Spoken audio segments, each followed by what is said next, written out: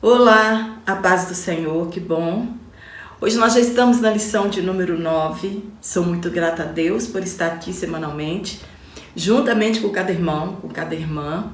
É um privilégio muito grande para nós servirmos no reino de Deus. Para você que serve aí na sua igreja local, é um privilégio muito grande sermos vocacionados para essa obra tão maravilhosa que é o ministério do ensino. Eu quero agradecer já o carinho de todos os irmãos, os comentários. E hoje, lá no finalzinho da aula, vou mandar um abraço para alguns irmãos. Se seu nome não foi falado aqui nesta aula, na próxima aula estarei falando também, mandando um abraço para alguns irmãos. Não vou mandar todos de uma vez, porque senão a aula vai ficar muito cansativa. Então, para você que está aqui pela primeira vez, eu sou Jane Martins de Souza, sou professora, também superintendente de Escola Bíblica Dominical. Estamos quase já no finalzinho deste trimestre tão maravilhoso e confesso que esse trimestre é sim um pouquinho mais difícil do que o habitual que a gente estuda, porque nós temos que condensar as aulas, temas enormes em apenas uma aula.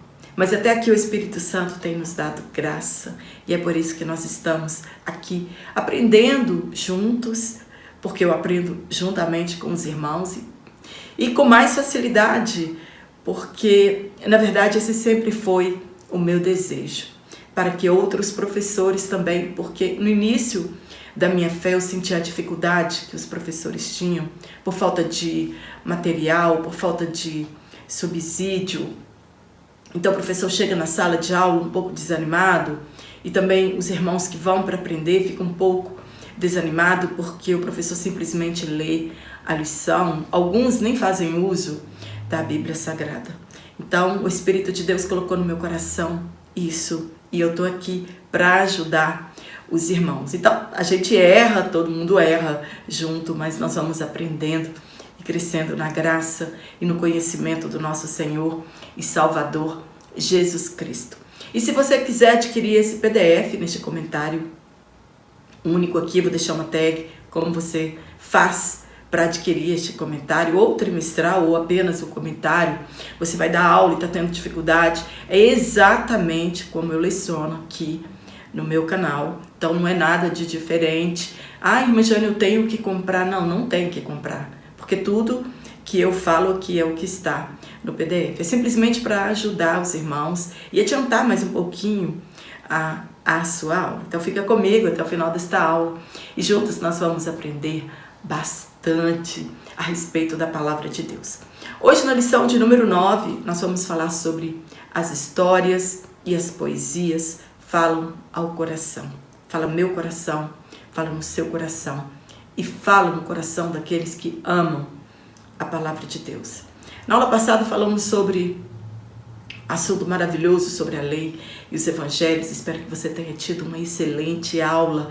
Se você teve uma excelente aula, comenta aqui, porque os seus comentários ajudam para que o meu canal continue crescendo. Então se inscreva, compartilhe, para que a gente possa aprender bastante e outras pessoas também possam aprender mais um pouquinho da palavra de Deus.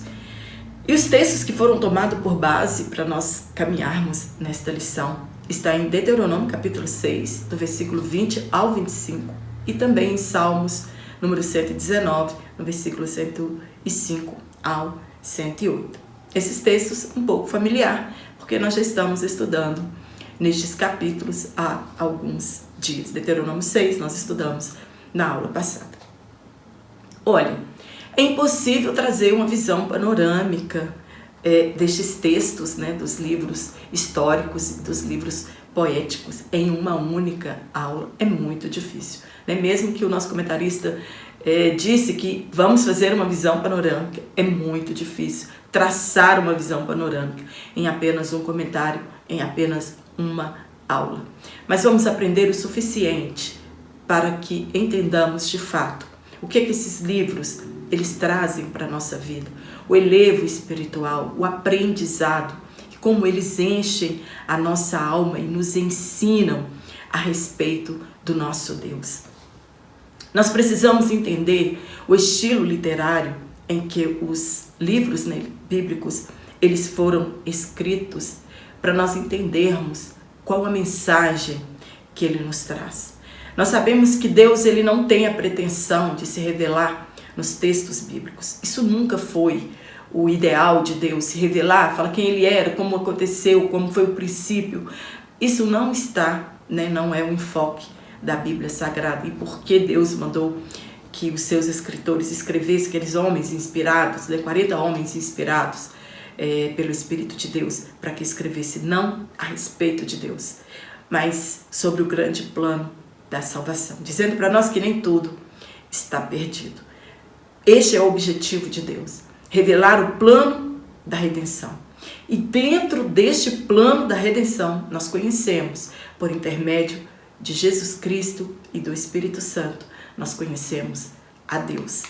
Muitos imaginam que o Espírito Santo nada tem a nos dizer no Antigo Testamento, nas narrativas acerca da história do povo de Israel, e que também nada tem a nos ensinar nos livros poéticos.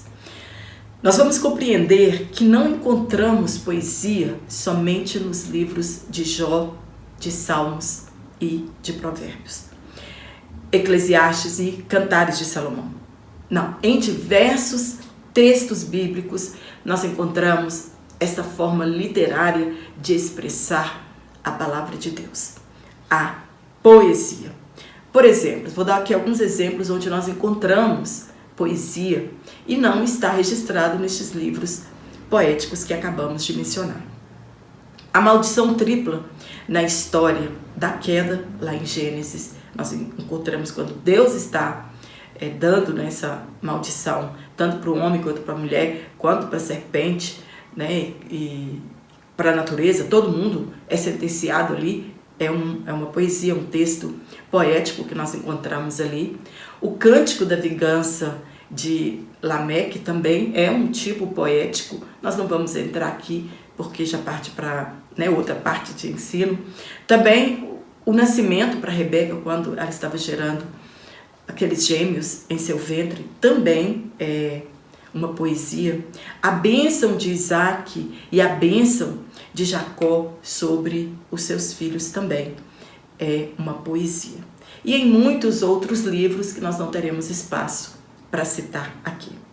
Os livros históricos, eles são as narrativas das conquistas e derrotas do povo de Israel, os acertos e erros daquele povo, e que nos apontam a direção que não devemos tomar e também nos apontam a direção que devemos seguir.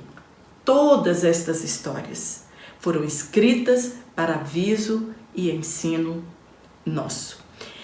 Então ninguém pode desprezar nenhuma parte da Bíblia, nós já falamos sobre isso em outras aulas. No primeiro tópico nós vamos falar sobre as histórias do Antigo Testamento. Quais são os livros históricos do Antigo Testamento e que histórias que eles nos contam? Os livros históricos, eles são um total de 12 volumes, que retratam a história de Israel, desde a entrada de Canaã, cerca de 1400 anos antes de Cristo, até o tempo de Esdras e Neemias, 400 anos antes de Cristo. Estes relatos, eles demonstram que Deus controla o curso da história. De todas as boas promessas do Senhor à nação de Israel, nenhuma delas falhou. Todas se cumpriram. Todas as promessas a respeito da nação de Israel, todas se cumpriram, outras estão cumprindo e outras ainda hão de se cumprir. Quais são os livros históricos? Josué, Juízes, Ruth, 1º e 2º Samuel, 1º e 2º Reis, 1º e 2º Crônicas, Esdras, Neemias e Esther. Estes são os livros históricos que narram a história do povo de Israel. Agora a pergunta que fica para nós é: quais fatos são realmente importantes no passado? Como foi a seleção que o Espírito Santo fez para que fossem narrados alguns fatos que outros ficassem de fora. Por que determinados eventos foram registrados e outros eventos não foram registrados? Há um plano nesta história, né, que Deus permitiu que fosse escrita, que fosse registrada, né, que quem conduz essa história, quem manipula, né, essa história para que ela fosse escrita ou não. Quando Deus mandou que fossem registrados os acontecimentos, não era apenas registros de uma história passada, como nós sentamos nos bancos das escolas e estudamos sobre guerras, né, sobre governantes, sobre conflitos. Não, a intenção de Deus não era essa, registrar histórias que aconteceram no passado. Essa não foi a intenção de Deus. Deus não escreveu, né, não mandou esses homens escreverem para preservar os eventos, né, os acontecimentos do passado. Antes, o seu objetivo principal é documentar a ação de Deus na história e a sua soberania no desenrolar dos fatos. O objetivo não é conhecer a história ou os feitos dos personagens, mas sim compreendermos os feitos de Deus e entendermos que Ele é a força motriz da história. O que nós aprendemos com o livro de Josué?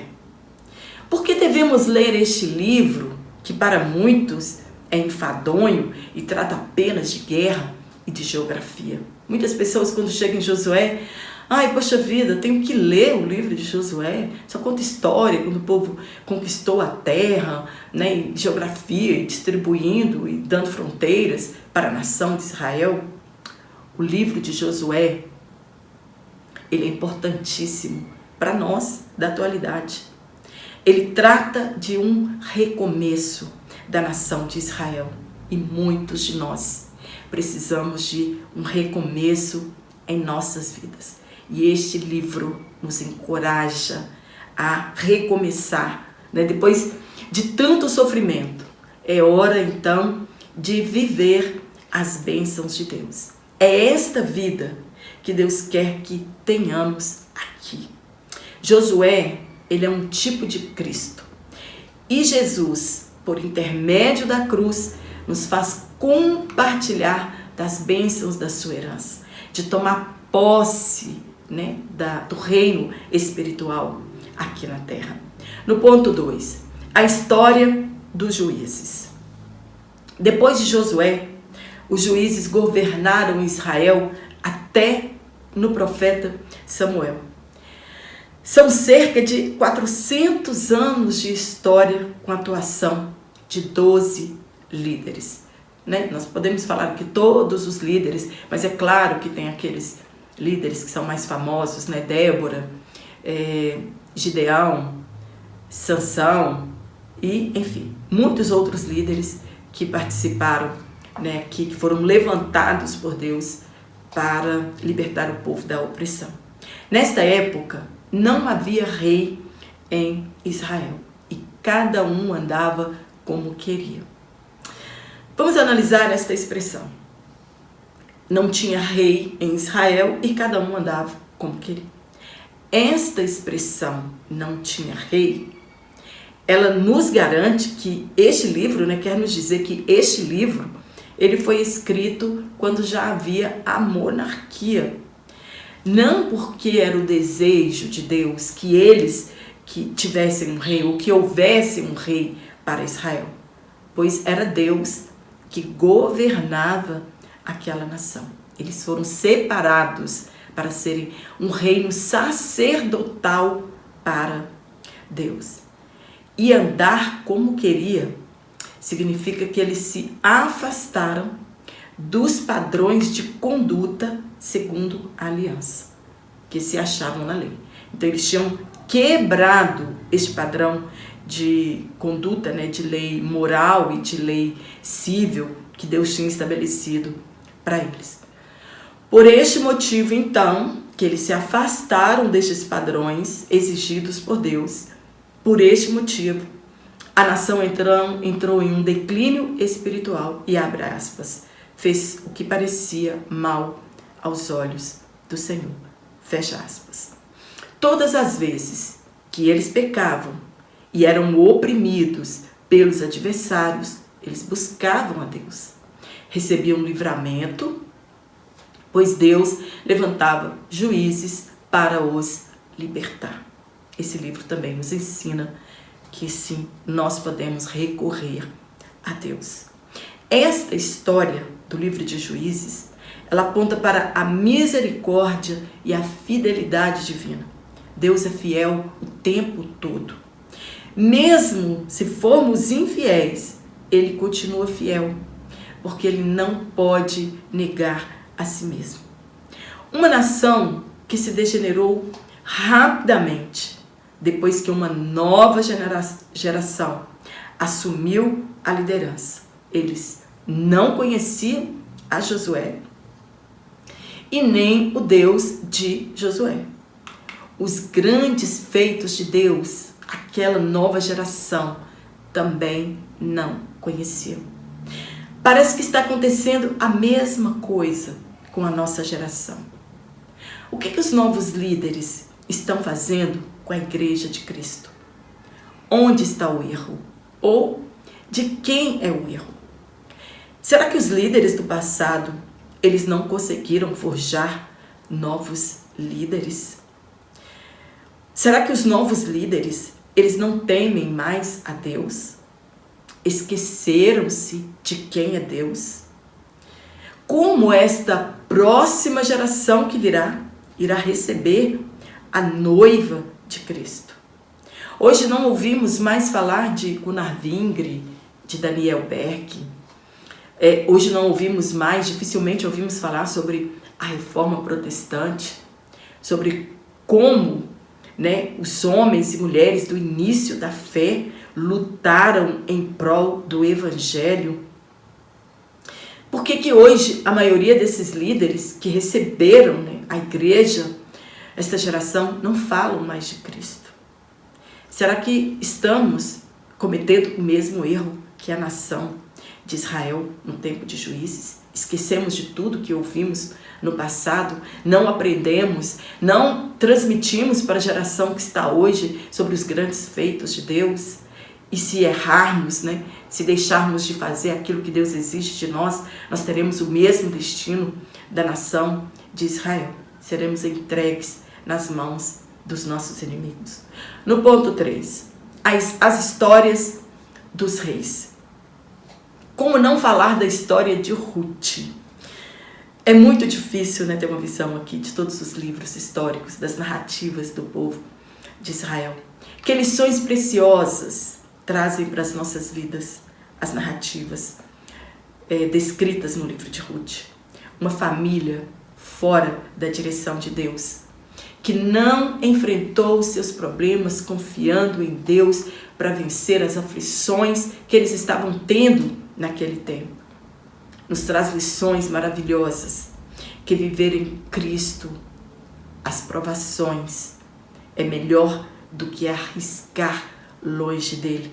Tem até um hino que diz que sofrer com Cristo é bem melhor do que sofrer sem ele. Noemi, longe de Deus, ela enfrentou a fome e a perda de sua família. 2 filhos e o esposo morreram. E aí ela teve que voltar atrás.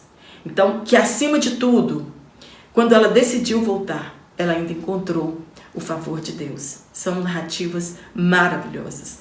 Deus sempre está atento às nossas petições e quando realmente nós desejamos voltar atrás e recomeçar com Ele. Nós veremos em Samuel o desenrolar da história de Ruth, nora de Noemi, que decidiu seguir o Deus da sua ex-sogra e foi bisavó de Davi. A história dela representa a inclusão dos gentios no plano da redenção. Quando muitas pessoas pensam que Deus perdeu o controle de tudo, nós podemos ver a soberania de Deus no livro de Samuel. A escolha de 2 reis, um segundo o coração do povo, Saul, em 1050 a.C., cujo fracasso espiritual e desobediência o fez perder o direito de ter uma dinastia. E o outro rei, escolhido por Deus, um homem segundo o coração de Deus, Davi, de onde viria Jesus Cristo, o Rei dos Reis. Podemos chamar de história, mas é a mão de Deus guiando todos os acontecimentos. Podemos escolher o que quisermos, mas Deus sempre será o Senhor da história. Não é nossa história, mas é a história de Deus através dos séculos. É um erro nos opormos à vontade soberana de Deus. Ele sempre triunfará. Esta é a lição que nós aprendemos quando nós lemos a história do povo de Israel. Independentemente das nossas escolhas, quando olhamos a história, nós vemos que é Deus no curso da história do mundo. Quando olhamos a injustiça dos governantes, parece que o mal vai vencendo e de que Deus não está vendo. Nós podemos observar, por intermédio das narrativas históricas, que Deus ele é misericordioso, ele é longânimo, mas ele também é santo e justo. O livro de Samuel, ele nos ajuda a entender tudo isso. Os livros dos reis, ele começa com crise. Davi doente, no fim da vida e a sucessão. E esta sucessão, ela causa divisão e morte familiar. Parece um livro de tragédias, né? Por que Deus registrou essas histórias? Para aprendizado nosso, para nós não errarmos onde eles erraram e acertarmos onde eles acertaram. Estas histórias, que duraram cerca de 400 anos da história de Judá e de Israel, também conhecidos como Reino do Norte e do Sul, que anteriormente era apenas um povo formado pelas 12 tribos e cuja desobediência de Salomão, Deus dividiu o reino, entregando 10 tribos a Jeroboão. Estes livros, Reis e Crônicas, não apresentam apenas histórias, mas também eles ensinam teologia, fidelidade a Deus, santidade de Deus e sua oposição à idolatria. E a soberania de Deus em relação ao destino das nações e como, através da história, é preparado o caminho para a vinda do Messias. Você não lê o livro dos Reis e de Crônicas apenas para aprender as histórias daquele povo, mas nós podemos ver como Deus, ele tem total controle da história. Os reinos se rebelaram contra Deus, preferiram seguir seu próprio caminho da desobediência e adoração a outros deuses. Foram severamente punidos e levados ao cativeiro. Somente não desapareceram do planeta, como muitas civilizações, por causa da promessa feita a Abraão e a Davi. Em 722 a.C., Israel, o Reino do Norte, foi conquistado pelos assírios e levados cativos. E por volta do ano 586 a.C., Babilônia levou cativo a Judá, o Reino do Sul.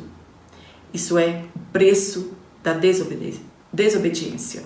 E em 539 a.C., foi cumprido então o tempo, os 70 anos de cativeiro. Deus então restaurou o trono a Davi. Então, quando nós olhamos essas duas datas, 586 e 539, parece que não fecha a data de 70 anos, mas os 70 anos são contados desde a primeira leva, né, de Nabucodonosor do povo de Israel, de Judá, para a Babilônia. Então vão fechar os 70 anos. Porém, este trono, né, quando Deus restaurou o trono a Davi, ele não restaurou a nação de Israel. Esse era o sonho deles, né, e acredito ser o sonho deles da atualidade, que Deus restaure a eles o reino outra vez. Porém, este reino somente será entregue a Jesus quando ele reinar sobre Israel. Ele é o Messias prometido, cujo reino nunca terá fim. Estas narrativas, elas apenas confirmam que os planos de Deus não podem ser frustrados. Não é nossa infidelidade ou a nossa desobediência que frustrará os planos de Deus ou que eles serão adiados. O céu, ele não vê com a nossa ótica. Tudo marcha para o final como planejado por Deus. Talvez você possa estar pensando que Deus tenha perdido o controle de alguma coisa, mas não. Tudo está acontecendo como planejado por Deus desde o princípio. A nossa verdade prática diz que o relato destas verdades, ela produz fé e esperança em nossos corações. Deus está no controle de tudo, principalmente da história. Então, se você não tem fé, peça ao Espírito Santo que aumente a sua fé a este respeito. No tópico 2, nós vamos falar sobre os livros poéticos e de sabedoria do Antigo Testamento. No primeiro ponto, os livros sapienciais e poéticos. Sapienciais fala de sabedoria. À medida que Deus incluiu os gêneros poético e de sabedoria em sua revelação a Israel, ele não elaborou novos estilos literários, nem criou temas a serem abordados. Ao contrário, ele usou o que era familiar a qualquer habitante do mundo antigo, Oriente Próximo. Isso não era uma coisa assim extraordinária que as pessoas não sabiam sobre sabedoria, sobre temas poéticos. Isso já fazia parte do cotidiano deles. Deus foi usando esta forma literária. Deus ele foi ao encontro do seu povo, onde eles estavam, e se comunicou com eles de forma clara e poderosa. São 5 os livros poéticos e sapiensais: Jó, Salmos, Provérbios, Eclesiastes, Cantares de Salomão. Eclesiastes, ele quase todo foi escrito em prosa. O que é prosa? Prosa é o jeito que nós falamos. E a poesia, ela expressa sentimentos e pensamentos que atingem o intelecto e emoções. Só um parêntese aqui. Tem dia que a gente está tão assim, né, romântico, que a pessoa diz, hoje você está bem poético, né, quando a gente fala as coisas que mexem com as emoções, com o sentimento das pessoas e tal, somos chamados de poetas. Os salmos são poesias em que o escritor suplica, adora, exalta o Deus Criador de todas as coisas, nos dá a oportunidade de orar e cantar ao Deus único. Uma linguagem de fácil interpretação. E percebemos que o desejo é aproximar do Criador e que nossos infortúnios é a causa dos nossos pecados. Nem sempre vem coisas sobre nós que são oriundas de uma vida pecaminosa. Muitas das vezes nós somos provados, né? Mas quando a gente lê os Salmos, a ideia que se dá é de que todo sofrimento, né? Quando a gente lê o livro de Jó, é desta forma, só no final que Jó entendeu que não. Então, lá você tem a ideia de que todo sofrimento ele é oriundo, como consequência do pecado. Eles são chamados de poéticos e sapienciais porque eles ensinam sabedoria por meio da poesia e da prosa. Poesia é um gênero literário caracterizado pela composição em versos estruturados e forma harmoniosa no sentido figurado. Poesia é tudo aquilo que comove. Então, no sentido figurado, para a gente entender melhor, né, do que é poesia, é tudo aquilo que comove, que sensibiliza e que desperta sentimentos nas pessoas. Prosa é o estilo natural de falar e de escrever, do jeito que nós falamos e do jeito que nós escrevemos. Com ausência, né, a prosa ela tem ausência de musicalidade, rima, ritmo e outras particularidades da estrutura poética. Nem sempre a poesia ela tem rima, mas ela concorda sim entre si. O livro de Salmos foi e continua sendo insubstituível guia devocional. Ele é um livro de orações e ele é o inário do povo de Deus. Seu título hebraico é, abre aspas, livro de louvores. Geralmente eles cantavam esses salmos, né, nas festividades. Os salmos eles nos ensinam a buscar a Deus de coração, a dizer-lhe a verdade, adorá-lo simplesmente pelo que ele é e não pelo que ele pode fazer por nós. Jó, ele é uma história real, não é ficção.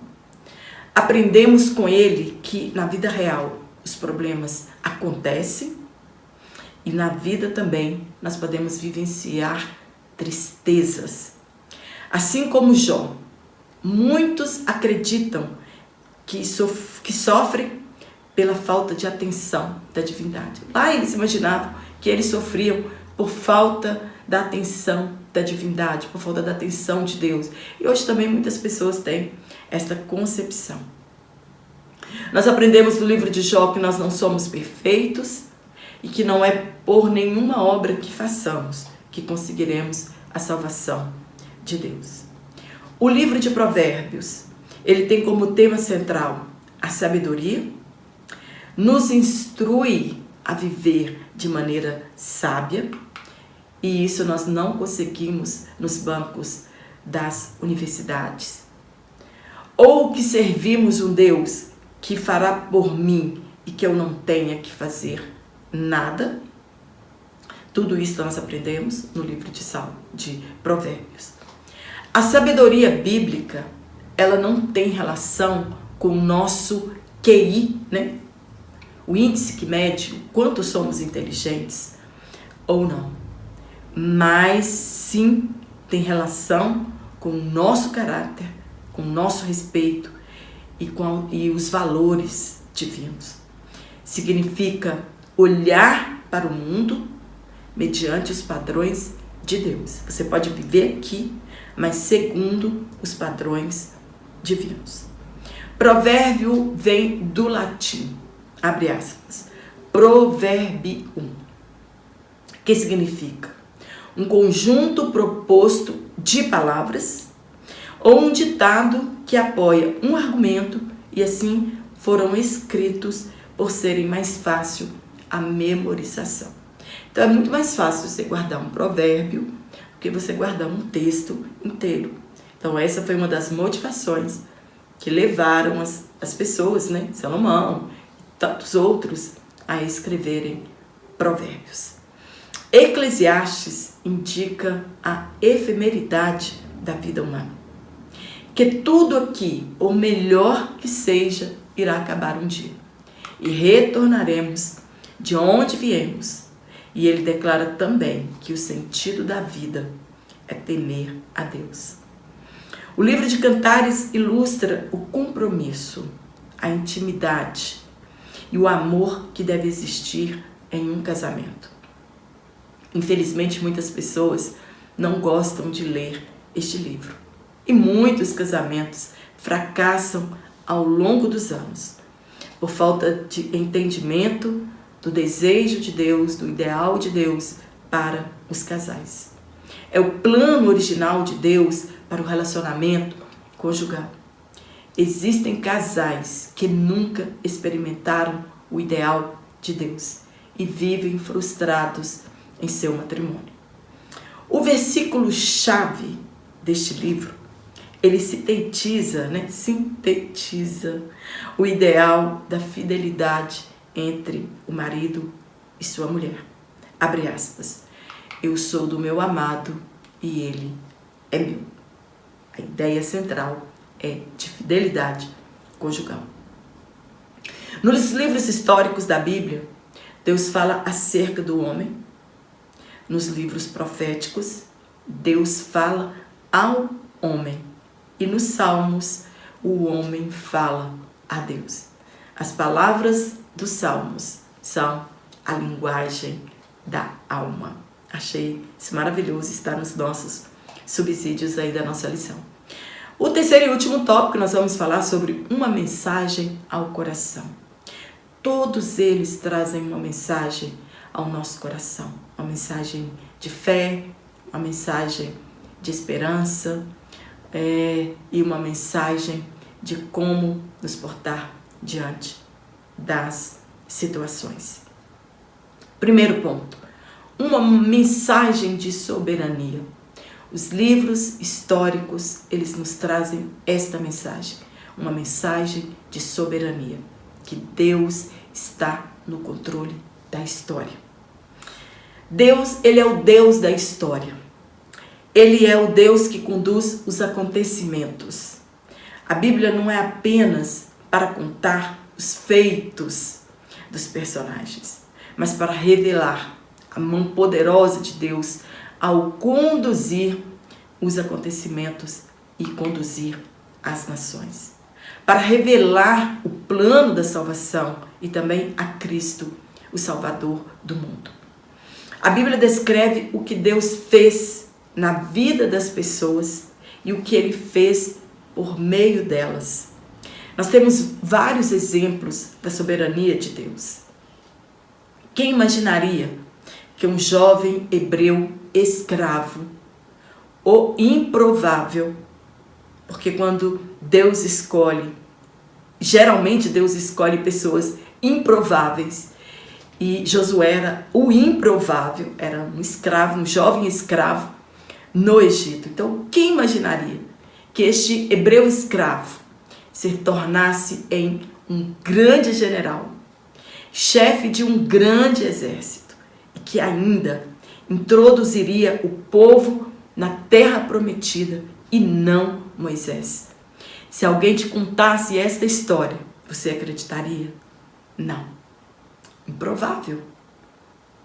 Nós estamos falando de Josué, mas foi Deus que operou todos estes feitos por intermédio dele. Deixou ser usado por Deus. Soberania de Deus.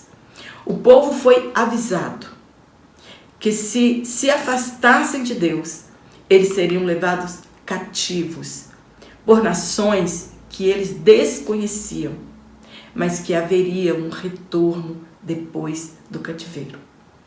Foi Deus que conservou em vida a nação de Judá e assim preparou o caminho para o Messias prometido. Nós estamos atemorizados porque nós devemos confiar que o mesmo Deus soberano que guia e que guiou o curso da história é o mesmo Deus que cuida de cada um de nós.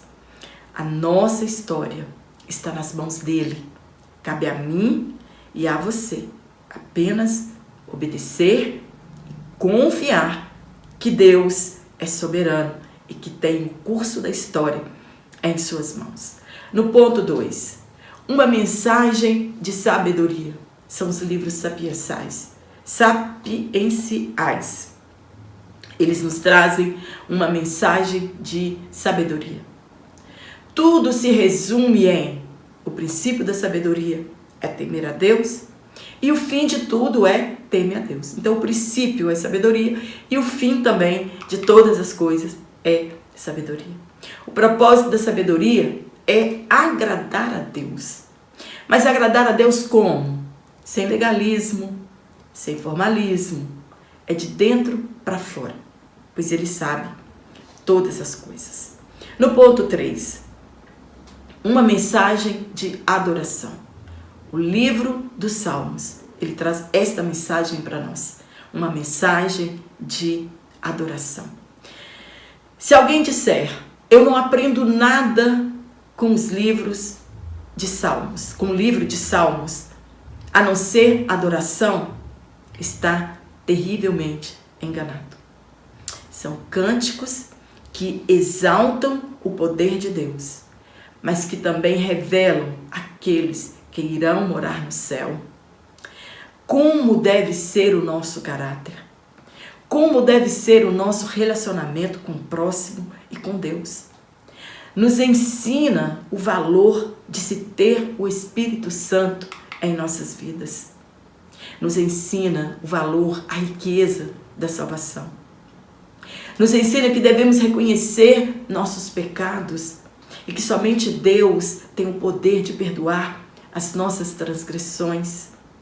Aprendemos no livro de Salmos que Deus não se agrada de sacrifícios, e sim da inteireza do nosso coração.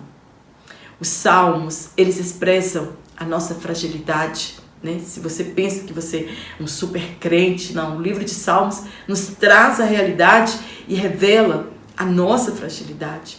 Ela revela os nossos medos, né? Nós temos medo. E ele revela isso para nós de uma maneira poética. Revela as nossas angústias e revela também as nossas tristezas.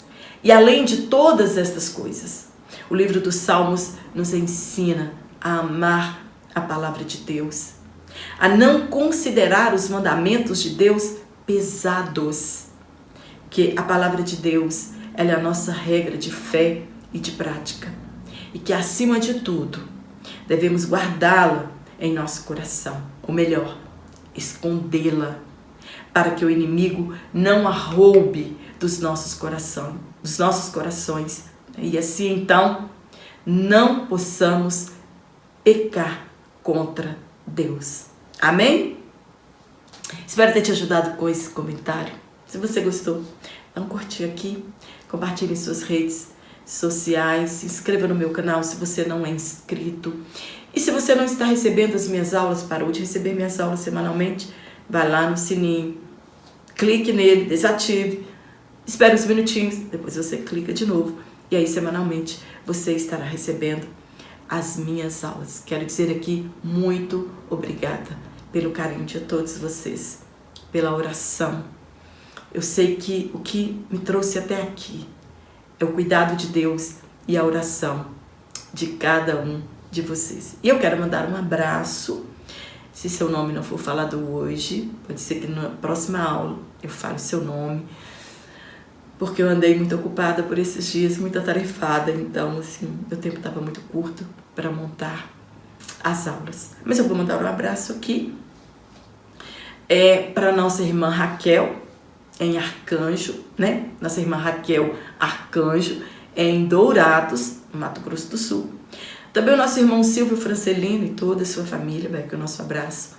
Nossa irmã Geraldina Siqueira, em Feira de Santana. Nossa irmã Maria do Carmo e seu esposo, o presbítero Genésio. Também Eliette Vieira, em Mairink, São Paulo. Também o Éder, né, pediu para mandar um abraço para todos os irmãos em Teixeira de Freitas, na Bahia. Um forte abraço a todos vocês. Que Deus na pessoa de Jesus Cristo continue nos abençoando.